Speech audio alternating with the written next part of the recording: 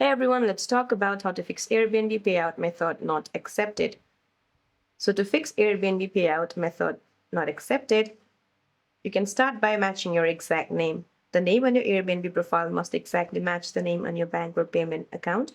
Avoid using hyphens, special characters, or middle names or initials if they aren't on both profiles. Now verify your details. Make sure that your routing number, SWIFT code, and account numbers don't contain typos. Just double check that the billing address and zip code match your bank's record. Now the next what you can do is remove and re-add. Just head to your Airbnb app, then tap on your profile at the bottom right corner. Now scroll down to account setting and then go to payments. Now under the traveling section, you'll be able to see payment method.